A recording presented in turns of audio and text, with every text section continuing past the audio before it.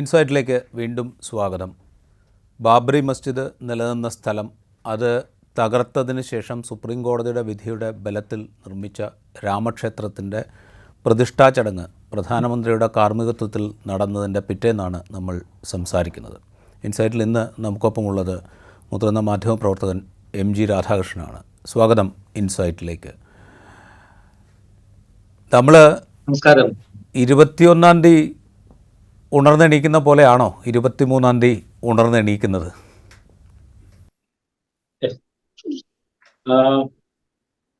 തീർച്ചയായും ഇതൊരു പ്രതീക്ഷിതമായിട്ടുള്ള ഒന്ന് എന്ന നിലയ്ക്ക് അതിനൊരു വലിയ പുതുമയില്ല. പക്ഷെ അതേസമയം നമ്മുടെ ഒക്കെ ജീവിതത്തിൽ ഒരു വലിയ ഒരു വലിയ സംഭവം എന്നൊക്കെ പറഞ്ഞാൽ പോരാ. ഇതൊന്നും എന്റെയൊക്കെ തലമുറയിൽ ഒരു അല്പം മുതിർന്നതിന് ശേഷം ഉണ്ടായ ഏറ്റവും വലിയ സംഭവം അടിയന്തരാവസ്ഥയായി. പക്ഷെ അടിയന്തരാവസ്ഥയുടെ പ്രത്യേകത അതൊരു അമിതാധികാരമോഹിയുടെ താൽക്കാലികമായിട്ടുള്ള ഒരു കാലഘട്ടം, അല്ലെങ്കിൽ അത് അധികാരം താന്ത് എന്നുള്ള രീതിയിൽ അത് കുറച്ച് മാറും എന്നുള്ള ഒരു വ്യക്തിയുടെ ഒരു സാധാരണ സ്വഭാവത്തിന്റെ ഫലം എന്നുള്ള രീതിയിലാണ് കാണുന്നത്. രണ്ടാമത്തെ ഏറ്റവും പ്രധാനപ്പെട്ട സംഭവം 1992 ഡിസംബർ 6 ഉണ്ടായ ബാബറി മസ്ജിദിന്റെ ധ്വംസനം തന്നെ. ഇന്ത്യയെക്കുറിച്ച് നമ്മളൊക്കെ വായിക്കുകയും പഠിക്കുകയും വിശ്വസിക്കുകയും മനസ്സിലാക്കുകയും ബഹുമാനിക്കുകയും ഒക്കെ ചെയ്ത ഒരുപാട് ധാരണകളുടെ, ഒരുപാട് പ്രമാണങ്ങളുടെ പൂർണ്ണമായിട്ടുള്ള ഒരു തകിടം മറിച്ചിലാണ് അന്നുണ്ടായത്. അപ്പോ അത് വാസ്തവത്തിൽ ഞാൻ അന്നൊരു ഏതാണ്ട് അന്ന് എഴുതി തുടങ്ങിയ ഒരു പരമ്പരയുണ്ട്. ആ പരമ്പര 93 മെയ്യിലാണ് പിന്നെ കലാപതി പ്രസിദ്ധീകരിച്ചത്. അത് പിന്നീട് പുസ്തകമൊക്കെ ആയി. ദംഷ്ട്രെയും നെറ്റിക്കണ്ണും തെളിയുമ്പോൾ എന്നായിരുന്നു അതിന്റെ പേര്. ഏതാണ്ട് ഇനി വരാൻ പോകുന്ന കാലം ഒരു അഭൂതപൂർവമായ ഒരു മതാധിനിവേശത്തിന്റെ, പ്രത്യേകിച്ച് ഹിന്ദുത്വ അധിനിവേശത്തിന്റെ കാലമാണ് നമ്മളെ കാത്തിരിക്കുന്നത് എന്നുള്ള ഭയാശങ്കയാണ് അതിൽ പങ്കുവെച്ചത്. അത് രാമജന്മഭൂമി ക്ഷേത്ര നിർമ്മാണത്തിൽ തന്നെ വന്നെത്തും എന്നൊക്കെ അതിൽ സൂചിപ്പിച്ചിരുന്നു. പക്ഷേ അത് കഴിഞ്ഞുണ്ടായ ഈ 30 വർഷം ത്തിനുണ്ടായിരിക്കുന്ന ഈ മാറ്റം വാസ്തവത്തിൽ ഇന്ത്യൻ രാഷ്ട്രീയത്തെ വളരെ സൂക്ഷ്മമായി നിരീക്ഷിക്കുന്ന ആർക്കും മുൻകൂട്ടി കാണാൻ കഴിയുന്ന ഒന്നായിരുന്നു എന്നുള്ളത് വളരെ പ്രധാനം. പക്ഷെ ആ സംഭവത്തെക്കാട്ടിലും എന്നെ പ്രധാനമായിട്ടും ആ പരമ്പരയിലും ആ ലേഖനത്തിലും മറ്റും ഞാൻ ഉന്നയിക്കാൻ ശ്രമിച്ചത്, എങ്ങനെയാണ് ഇന്ത്യൻ സമൂഹത്തിൽ ഇങ്ങനെ ഒരു സംഭവം, അതായത് കുറച്ചു കാലം മുമ്പ് നമുക്ക് ചിന്തിക്കാൻ പോലും കഴിയാതിരുന്ന ഒരു ആരാധനാലയത്തിന്റെ പരസ്യമായിട്ടുള്ള ധ്വംസനം മറ്റൊരു വിഭാഗം നടത്തുന്നത് അത്ര നിയമവിരുദ്ധവും ധാർമ്മികയ്ക്ക് എതിരായതും നമ്മുടെ ഭരണഘടനയ്ക്കും ഒക്കെ എതിരായിട്ടുള്ള, നമ്മുടെ മൂല്യ വിശ്വാസങ്ങൾക്ക് എതിരായിട്ടുള്ള ഒരു സംഭവം പരസ്യമായിട്ട് നടക്കണമെങ്കിൽ സമൂഹത്തിൽ ഒരു വലിയ വിഭാഗം അതിനോട് അനുകൂലിക്കുകയും അതിനനുകൂലമായി സമ്മതി ഉണ്ടാവുകയും ചെയ്തു വന്നു എന്നുള്ളത് തന്നെയാണ് അതിൽ ഏറ്റവും പ്രധാനമായി പറഞ്ഞ കാര്യം. ഈ 30 വർഷം കൊണ്ട് നമ്മൾ കാണുന്നത് ഈ സമ്മതി വളരെയധികം വർദ്ധിച്ചിരിക്കുന്നു എന്ന് മാത്രമല്ല, ഇന്ത്യൻ സമൂഹത്തിൽ തന്നെ അതൊരു വലിയ പ്രതിഭാസമാണ്. കാരണം ഈ ഹിന്ദുത്വ തീവ്രവാദത്തിന് അനുകൂലമായ ഒരു മനോഭാവം സമൂഹത്തിൽ ഒരു മഹാഭൂരിപക്ഷം ജനതയുടെ, അതിലൊരു പ്രത്യേകിച്ച് ഒരു സമുദായം അഡ്രസ് ചെയ്യുന്നില്ല, വേണ്ടതുപോലെ അത് കാണുന്നില്ല എന്നുള്ളതാണ് അതിനെതിരായി പ്രവർത്തിക്കുന്ന ജനാധിപത്യ ശക്തികളുടെയും മതേതര ശക്തികളോടും എനിക്കുള്ള പ്രധാനപ്പെട്ട പരാതി എന്നുകൂടി പറഞ്ഞു. ഞാനിത് ഇന്നലത്തെ കാഴ്ചകൾ, നമ്മൾ പാർലമെൻറ്റിൻ്റെ പുതിയ മന്ദിരം ഉദ്ഘാടനം ചെയ്യപ്പെട്ടത് എങ്ങനെയാണ് എന്ന് നമ്മൾ കണ്ടതാണ്. പാർലമെൻറ്റ് എന്ന് പറയുമ്പോൾ രാജ്യത്തെ എല്ലാ വിഭാഗം ജനങ്ങളുടെയും പ്രാതിനിധ്യം ഉൾക്കൊള്ളുന്ന ഒരു മന്ദിരമാണ് പാർലമെൻറ്റ് എന്ന് പറയുന്നത്. അവിടെ ഹിന്ദുത്വ അജണ്ടകൾക്കൊപ്പിച്ചുള്ള ഉദ്ഘാടന ചടങ്ങ് എങ്ങനെയാണ് നടന്നത് എന്ന് നമ്മൾ കണ്ടതാണ്. അത്രത്തോ അത്രത്തോളമോ അത്രത്തോളം അപകടകരമാണോ അതോ അതിനേക്കാൾ അപകടകരമാണോ ഇന്നലെ നമ്മൾ ഒരു ദിവസം മുഴുവൻ കണ്ട കാഴ്ചകൾ എന്നുള്ളൊരു ക്വസ്റ്റ്യനുണ്ട്. എനിക്ക് തോന്നുന്നു നമ്മൾ കണ്ടുവരുന്നതിന്റെ ഒരു സംയുക്തികമായ ഒരു തുടർച്ചയാണ്. ഒന്നൊന്നിനെക്കാട്ടിലും വലുതാണോ എന്നുള്ളതിനെ പറ്റി വാസ്തവത്തിൽ അതൊരു അപ്രസക്തമായ കാര്യമാണ്.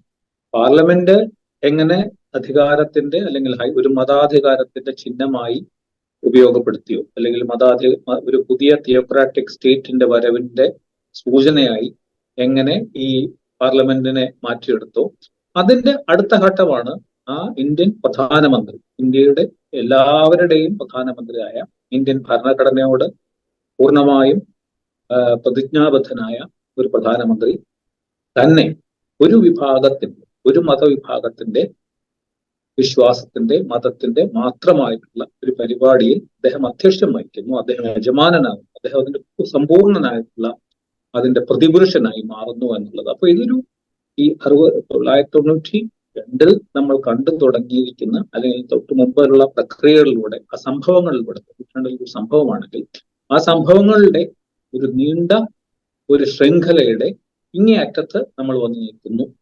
ഇനി എന്താണ് വരാനുള്ളത് എന്ന് മാത്രമേ നമുക്കിനി മുന്നോട്ട് നോക്കേണ്ടതായിട്ടുള്ളൂ. ഇനി എന്താണ് വരാനുള്ളത് എന്നുള്ളതിനെക്കുറിച്ച് നമ്മൾ ആലോചിക്കുമ്പോൾ ഇന്നലെ നടന്ന സംഭാഷണങ്ങൾ, അതിൽ ഈ അയോധ്യയിലെ രാമക്ഷേത്രം നിർമ്മിക്കുന്നതിനുണ്ടായ കാലതാമസത്തിൽ പ്രധാനമന്ത്രി ക്ഷമ ചോദിക്കുന്ന കാഴ്ച നമ്മൾ കാണുന്നു. രാമരാജ്യത്തിലേക്കുള്ള കാൽവെപ്പായി ഇത് വിശേഷിപ്പിക്കപ്പെടുന്നു.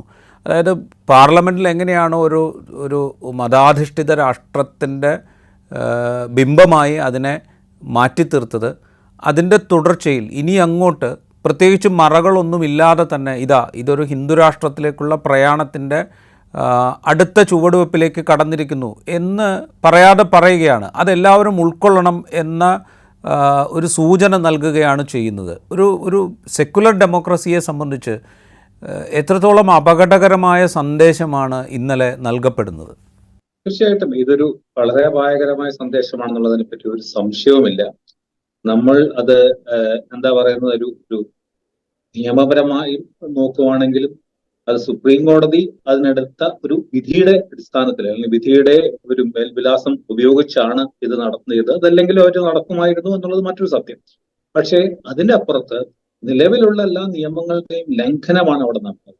400 വർഷമായി ഉടമസ്ഥാവകാശം, നിയമപരമായ ഉടമസ്ഥാവകാശം ഈ മസ്ജിദിന് മുകളിൽ ഉണ്ടായിരുന്ന ഒരു വിഭാഗത്തിനെ പൂർണ്ണമായിട്ടും അപ്രസക്തമാക്കിക്കൊണ്ട് വിശ്വാസത്തെ നിയമത്തിന്റെ മുകളിൽ പ്രതിഷ്ഠിക്കുന്ന, വിശ്വാസത്തെ ഭരണഘടനയുടെ മുകളിൽ പ്രതിഷ്ഠിക്കുന്ന ഒരു വിധിയാണ് സുപ്രീം കോടതി ഈ ക്ഷേത്ര നിർമ്മാണത്തിന് അനുകൂലമായി നൽകിയത്.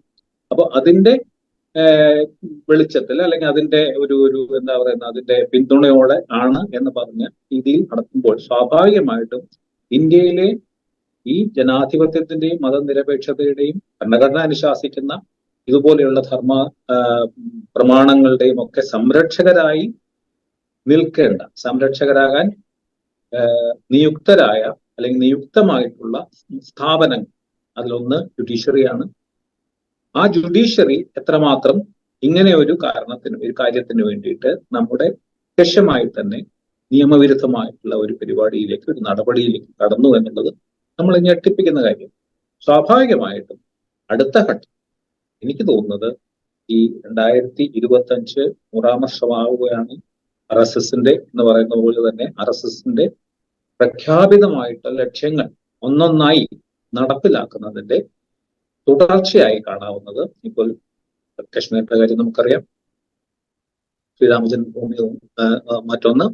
ഇനി വരാൻ പോകുന്നത് ഞാൻ ഭയക്കുന്നത് തീർച്ചയായിട്ടും ഭരണഘടനയുടെ അടിസ്ഥാനപരമായിട്ടുള്ള ചില സ്വഭാവങ്ങളെ തന്നെ മാറ്റിമറിച്ചു. ഇപ്പൊ 2024 തെരഞ്ഞെടുപ്പിൽ ഒരു വിജയം കൂടി ലഭിക്കുകയാണെങ്കിൽ ഭരണഘടന ഭേദഗതി ചെയ്തുകൊണ്ട് അതിന്റെ അടിസ്ഥാന സ്വഭാവത്തിൽ തന്നെ മാറ്റം വരുത്തിക്കൊണ്ട് ഉള്ള ഒരു നീക്കത്തിലേക്ക് പോകുമെന്നുള്ളതിനെ പറ്റി സംശയമൊന്നുമില്ല. അതിനുള്ള ശ്രമം എത്രമാത്രം വിജയകരമാകും, അതിലേക്ക് ശിവാനന്ദ ഭാരതിയുടെ കേസും മറ്റുമുണ്ട്.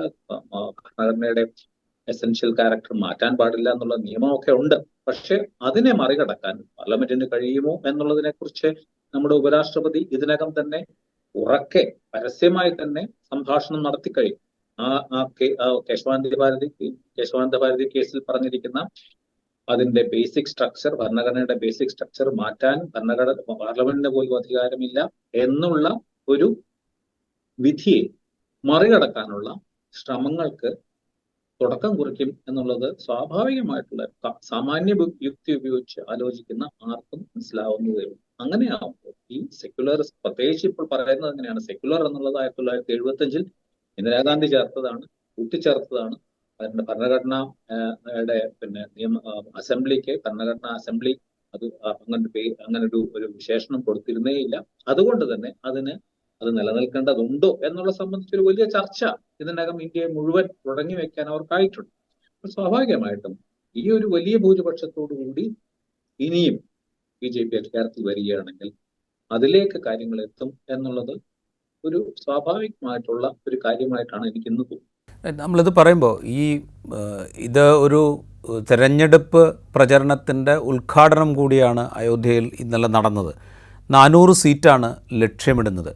ഈ ഒരു പദ്ധതിയുമായി മുന്നോട്ട് പോകുമ്പോൾ ഇത് ഈ ബാബറി മസ്ജിദിൻ്റെ ഡിമോളിഷനിലേക്ക് നയിച്ച സംഭവങ്ങൾ, അതിൻ്റെ ധ്വംസനം, തുടർന്നുള്ള പ്രചരണങ്ങൾ, ഇതൊക്കെ വലിയ തോതിലുള്ള വിഭജനം, വർഗീയമായ വിഭജനം സമൂഹത്തിൽ ഉണ്ടാക്കിയെടുത്തിട്ടുണ്ട് ഹിന്ദുത്വ ശക്തികൾ.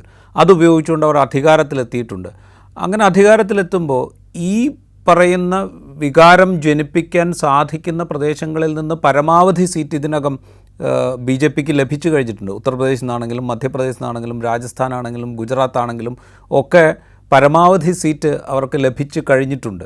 ഇനിയുള്ളത് 400 സീറ്റ് എന്നുള്ള ലക്ഷ്യമാണ്. അതായത് ഭരണഘടനയെ മാറ്റി എഴുതാൻ പാകത്തിലുള്ള ഭൂരിപക്ഷം ലഭ്യമാകാൻ പാകത്തിലുള്ളൊരു വിജയം, അതാണ് ലക്ഷ്യം. അത് എത്രത്തോളം പ്രായോഗികമാണ്?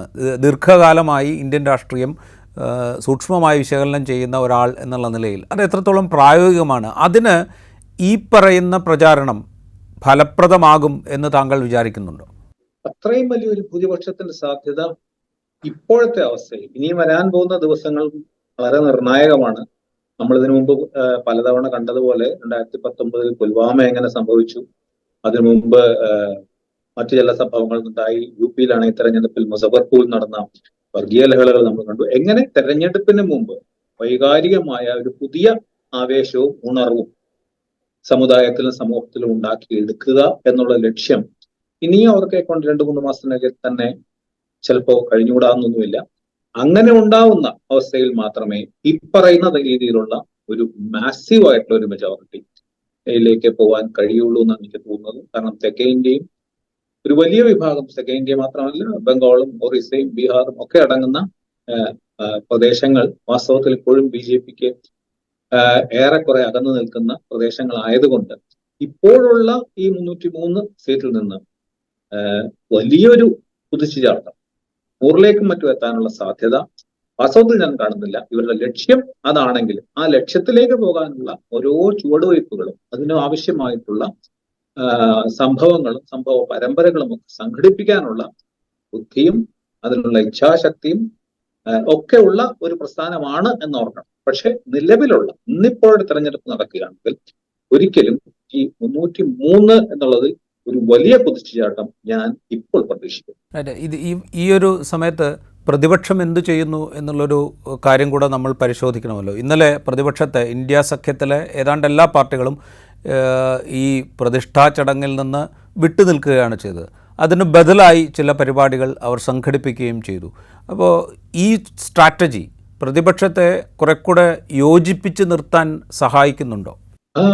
അതിനെക്കുറിച്ച് എനിക്ക് വലിയ ഉറപ്പില്ല. കാരണം ഇപ്പോഴത്തെ അവസ്ഥയിൽ ഈ നേരത്തെ പറഞ്ഞ പോലെ ഈ തെരഞ്ഞെടുപ്പ് രാഷ്ട്രീയത്തിന്റെ കൃത്യമായിട്ടുള്ള അതിന്റെ പരിമിതികളും സമ്മർദ്ദങ്ങളും ഒരു വലിയ പരിധിവരെ ഈ പ്രതിപക്ഷത്തിനെ ദുർബലമാക്കിയിട്ടുണ്ട്, അല്ലെങ്കിൽ നിരായുധമാക്കിയിട്ടുണ്ട് എന്നുള്ളതിനെ പറ്റി ഒരു സംശയമാണ്. അതിന്റെ കൃത്യമായിട്ടുള്ള തെളിവുകളാണ് നമ്മൾ ഇപ്പോൾ കാണുന്ന ഈ പ്രതിപക്ഷ നിരയിൽ കാണുന്ന ഈ ഹിന്ദുത്വ അനുകൂലമായിട്ടുള്ള പല നടപടികൾ. കോൺഗ്രസ് ഇതിനകം മൃദു ഹിന്ദുത്വത്തിന്റെ ഏറ്റവും പ്രധാനപ്പെട്ട പ്രചാരകരായി കഴിഞ്ഞിരിക്കുന്നു. അരവിന്ദ് കെജ്രിവാൾ എന്താ ചെയ്തത് നമുക്കറിയാം. തെരഞ്ഞെടുപ്പിന് ഈ കാര്യത്തിൽ ഇങ്ങനെ ഒരു വലിയ പരിധി, ഒരു പക്ഷേ ഒരു ഇടതുപക്ഷം സാമാന്യം ഏറ്റവും ദുർബലമായിട്ടുള്ള രാഷ്ട്രീയ ഫോർമേഷനാണ് ഇന്ന് ഇടതുപക്ഷം. ആ രാഷ്ട്രീയ ഫോർമേഷൻ ഒഴിച്ചു നിർത്തിയാൽ ബാക്കിയുള്ള മറ്റ് പ്രധാനപ്പെട്ട കക്ഷികളെല്ലാം തന്നെ ഈ ഹിന്ദുത്വ അജണ്ടയുടെ മുന്നിൽ വാസ്തവത്തിൽ പരമ ദയനീയമായിട്ട് പഞ്ചപുച്ഛം അടക്കി നിൽക്കുന്ന ഒരു കാഴ്ചയാണ്. അപ്പോൾ ഈ ഹിന്ദുത്വയ്ക്കുള്ള ഒരു ബദൽ എന്നുള്ള ഒരു രാഷ്ട്രീയ പ്രത്യയശാസ്ത്രപരമായിട്ടുള്ള ഒരു സങ്കല്പമോ ഒരു ആശയമോ ഒരു പ്രായോഗിക പദ്ധതിയോ മുന്നോട്ട് വയ്ക്കാൻ ഇവർക്കാകുന്നില്ല എന്നുള്ളതിൽ വളരെ പ്രധാനപ്പെട്ട സംഗതിയാണ് എന്നുള്ള സംശയമില്ല. ഇത് ഒരു വാസ്തവത്തിൽ ആലോചിച്ച് നോക്കിയാൽ, ചരിത്രം നോക്കിയാൽ ഒരു പുതിയ കാര്യം പോലുമല്ല. ഈ ബാബറി മസ്ജിദിന്റെ തുടക്കം മുതൽ അതിന്റെ 1949 ഡിസംബർ 22-ന് ആ ബാബറി മസ്ജിദിന്റെ ഉള്ളിൽ രാംലല്ലയുടെ വിഗ്രഹങ്ങൾ പ്രതിഷ്ഠിച്ച ആ കാലഘട്ടം മുതൽ നമ്മൾ കാണുന്നതാണ് ഈ കോൺഗ്രസ് പാർട്ടിയിലെ ഒരു വലിയ വിഭാഗം ഈ പക്ഷത്തിനോട്, ഈ ഹിന്ദുത്വ പക്ഷത്തോട് ചേർന്ന് നിൽക്കും. അന്നത്തെ UP മുഖ്യമന്ത്രിയായിരുന്ന, അന്ന് പ്രധാനമന്ത്രി എന്ന് വിളിക്കപ്പെടുന്ന ആ സ്ഥാനത്തിരുന്ന ഗോവിന്ദ് വല്ലഭ പന്ത് വളരെ ശക്തമായി നെഹ്റുവിനെതിരായിട്ടുള്ള പട്ടേലിന്റെ ഒപ്പം നിന്ന ഹിന്ദുത്വ കക്ഷികളുടെ ഒപ്പം തന്നെയായിരുന്നു. അപ്പൊ ഈ ക്ഷേത്രത്തിന്റെ സമയം അതുപോലെ ഫൈസബാദിലുണ്ടായിരുന്ന അല്ലെങ്കിൽ അയോധ്യയിലുണ്ടായിരുന്ന മറ്റേ കോൺഗ്രസ് നേതാക്കൾ പലരും വാസ്തവത്തിൽ പരസ്യമായി ഈ പിന്നെ നമ്മുടെ മലയാളിയായ നിർഭാഗ്യകരമെന്ന് പറയട്ടെ, മലയാളിയായ ഡിസ്ട്രിക്ട് മജിസ്ട്രേറ്റ് KK നായരുടെ നേതൃത്വത്തിൽ നടന്ന ആ വിഗ്രഹ പ്രതിഷ്ഠയ്ക്ക് അനുകൂലമായിരുന്നു. അപ്പോൾ ഈ വടക്കേ ഇന്ത്യയിലെ രാഷ്ട്രീയത്തിന്റെ, അതിന്റെ പ്രത്യേകിച്ചുള്ള ഒരു മതാത്മകതയുടെ, ഹൈന്ദവ സ്വഭാവ, ഹൈന്ദവ ഭൂരിപക്ഷത്തിന്റെ അതിഭയങ്കരമായ സ്വാധീനമൊക്കെ കണക്കിലെടുക്കുമ്പോൾ ഇതിൽ നിന്ന് വ്യത്യസ്തമായ ഒരു നിലപാട് സ്വീകരിക്കാനുള്ള രാഷ്ട്രീയ ഇച്ഛാശക്തിയോ ഒന്നും ഇവർക്കുണ്ടാവുമെന്നേ തോന്നുന്നില്ല. അതൊരു പക്ഷെ അവരുടെ ഗതികേടിന്റെ കൂടെ ഫലമാണ്. കാരണം ഈ അജണ്ട അല്ലെങ്കിൽ ഈ ഡിസ്കോഴ്സ്, ഇവര് BJP മുന്നോട്ട് വെച്ചിരിക്കുന്ന ഈ ഹിന്ദുത്വ ഡിസ്കോഴ്സിനെ മാറ്റാനുള്ള, അല്ലെങ്കിൽ അതിനെതിരായിട്ട് നിൽക്കാൻ കഴിയില്ലെങ്കിലും അതിനെ മാറ്റാനുള്ള മറ്റൊരു സംവാദം, മറ്റൊരു വ്യവഹാരം രൂപപ്പെടുത്താനുള്ള ആശയമോ ഇച്ഛാശക്തിയോ ഈ എന്താ പറയാ കോൺഗ്രസ് തുടങ്ങിയ കക്ഷികൾക്ക് ഉണ്ടാകുമോ എന്നുള്ളതാണ് ഞാൻ മുന്നോട്ട് നോക്കുന്ന ഒരു പ്രധാനപ്പെട്ട. ഇവിടെ വാസ്തവത്തിൽ ഇതുവരെ ഒന്നും തെളിഞ്ഞിട്ടില്ല എന്നുള്ളതിനെ പറ്റി ഒരു സംശയവുമില്ല. ഇവർ നിശ്ചയിച്ച ഈ അജണ്ടയ്ക്ക്, BJP നിശ്ചയിച്ച ഈ അജണ്ടയ്ക്ക് പിന്നാലെ പോവുക, അല്ലെങ്കിൽ അവർ ഉന്നയിക്കുന്ന കാര്യങ്ങൾക്ക് ബദലായിട്ട് പറയാം. ഇപ്പൊ സെക്യുലറിസം എന്നൊക്കെ പറഞ്ഞുകൊണ്ടിരുന്ന ഒരു പ്രധാനപ്പെട്ട മുദ്രാവാക്യത്തിനോ അങ്ങനെ ഒരു വലിയ മൂല്യത്തിനോ വാസ്തവത്തിൽ ഇന്ന് നമ്മൾ പ്രതീക്ഷിക്കുന്ന, അല്ലെങ്കിൽ സെക്യുലറിസ്റ്റുകൾ പ്രതീക്ഷിക്കുന്ന ഒരു പിന്തുണയോ സമ്മതിയോ ഇന്ന് മഹാഭൂരിപക്ഷത്തിനും ഇല്ല എന്ന് മനസ്സിലാക്കിക്കൊണ്ട് തന്നെ സമർത്ഥമായി ഊർജ്ജപൂർവമായി ഈ ഡിസ്കോഴ്സിനെ ഓൾട്ടർ ചെയ്യാൻ മാത്രമേ, ഈ വ്യവഹാരത്തെ മാറ്റിമറിക്കുക മാത്രമേ കരണീയമായിട്ടുള്ളൂ. അതിനുള്ള ആശയങ്ങളോ പിന്നെ ഇച്ഛാശക്തിയോ ഉണ്ടോ എന്നുള്ളതാണ് ഇനി കാണേണ്ടത്. പക്ഷേ ഇതിപ്പോൾ പറഞ്ഞതുപോലെ BJP മുന്നോട്ട് വയ്ക്കുന്ന ഒരു അജണ്ടയുടെ പിറകെ പോവുകയും ആ അജണ്ടയിൽ നിന്ന് ഞങ്ങൾ അത്രത്തോളം ഭിന്നരല്ല എന്ന് ജനത്തെ ബോധ്യപ്പെടുത്തുകയും ചെയ്യുന്നൊരു പണി ഇപ്പോൾ ഹിമാചൽ പ്രദേശിലും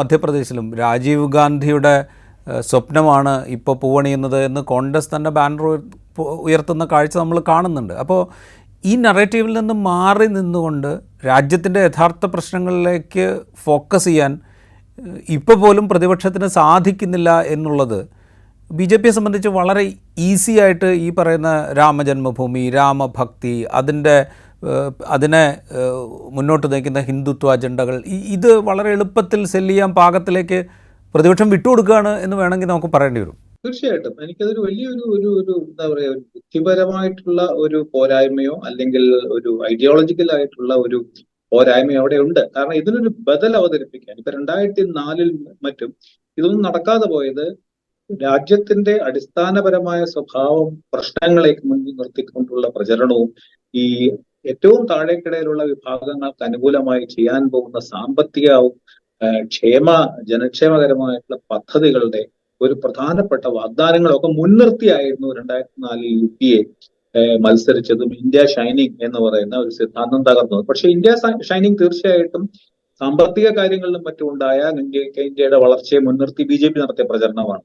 അതിന് ബദലായിട്ട് ഏതാണ്ട് ഈ ബുദ്ധിയെ അഡ്രസ് ചെയ്യുന്ന, ബുദ്ധിയെ അഭിമുഖീകരിക്കുന്ന മറ്റൊന്ന് ആയിരുന്നു അന്ന് ഈ ക്ഷേമ മഹാത്മാഗാന്ധി യോജന, റോസ്ഗാർ യോജന ഒക്കെ പോലെയുള്ള ക്ഷേമകരമായിട്ട് വെൽഫെയർ ബേസ്ഡ് ആയിട്ട് ചില പദ്ധതി. പക്ഷെ ഇത് രണ്ടും ബുദ്ധിപരമായിട്ടുള്ള കാര്യങ്ങൾ തമ്മിലുള്ള ഒരു സംഘർഷമായിരുന്നു. ഇന്ന് പക്ഷെ പ്രശ്നം BJP മുന്നോട്ട് വെക്കുന്നത് ജനങ്ങൾക്ക് വളരെ വേഗം ജനങ്ങളെ പൂർണ്ണമായിട്ടും അതിലേക്ക് വലിച്ചടുപ്പിക്കാവുന്ന, അവരെ ഒരു മോഹവലയത്തിൽപ്പെടുത്താവുന്ന വൈകാരികതയുടെ ഹൃദയത്തിന്റെ ആണെന്ന് അവർ അവകാശപ്പെടുന്ന, സ്വത്വത്തിന്റെ ആണെന്ന് അവകാശപ്പെടുന്ന ഒരു ഫിലോസഫിയോ അല്ലെങ്കിൽ ഒരു അജണ്ടയോ ആണ് മുന്നോട്ട് വെക്കുന്നത്. അതിന് ബദൽ വാസ്തവത്തിൽ ബൗദ്ധികമായിട്ടുള്ള കാര്യങ്ങൾ, തൊഴിലില്ലായ്മയുടെ കാര്യത്തിലോ പിന്നെ ദാരിദ്ര്യത്തിന്റെ കാര്യത്തിലോ അല്ലെങ്കിൽ അസമത്വത്തിന്റെ കാര്യത്തിലോ സെക്യുലറിസത്തിന്റെ കാര്യത്തിലോ മറ്റോ കാര്യങ്ങൾ മുന്നോട്ട് വെച്ചുകൊണ്ടുള്ള ഒരു യുദ്ധത്തിന് കഴിയുമോ എന്നുള്ളതിനെ കുറിച്ച് എനിക്ക് വലിയ സംശയങ്ങൾ.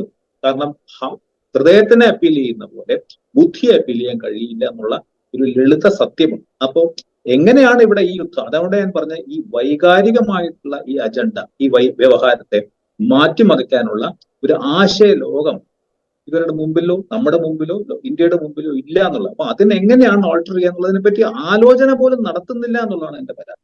ഈ പ്രതിപക്ഷമോ അല്ലെങ്കിൽ ബാക്കിയുള്ള രാഷ്ട്രീയ കക്ഷികളോ ഈ 21ാം നൂറ്റാണ്ടിലെ BJP മറ്റൊന്നാണ്, ഒരു വലതുപക്ഷം മറ്റൊന്നായിട്ട് അവർ സ്വയം റീഇൻവെന്റ് ചെയ്തൊരു പുതിയ പ്രശ്നങ്ങൾ. കാരണം ഇതിനു മുമ്പ് ഉന്നയിച്ചിരുന്ന ഇപ്പൊ ഏറ്റവും ബാക്ക്വേർഡ് ആയിട്ടുള്ള വിഭാഗക്കാരെ മുൻനിർത്തിക്കൊണ്ട് പിന്നെ ഇവിടെ ഈ അയോധ്യയിലെ ആഘോഷം നടക്കുന്ന സമയത്ത് തന്നെ ഒരുപാട് പിന്നോക്ക വിഭാഗക്കാർ മുന്നോട്ട് വന്നിരിക്കുക. അവര് കുംഭാരന്മാര്, വിശ്വകർമ്മ വിഭാഗക്കാര്, ഇവരെയൊക്കെ ഞങ്ങളാണ് നിങ്ങളുടെ കൂടെ ഉള്ളത് എന്നുള്ള ഒരു പൊളിറ്റിക്കൽ, ഒരു സോഷ്യോ എഞ്ചിനീയറിംഗ് ഒക്കെ ഇതിന്റെ ഭാഗമായി നടന്നു വരുന്നു.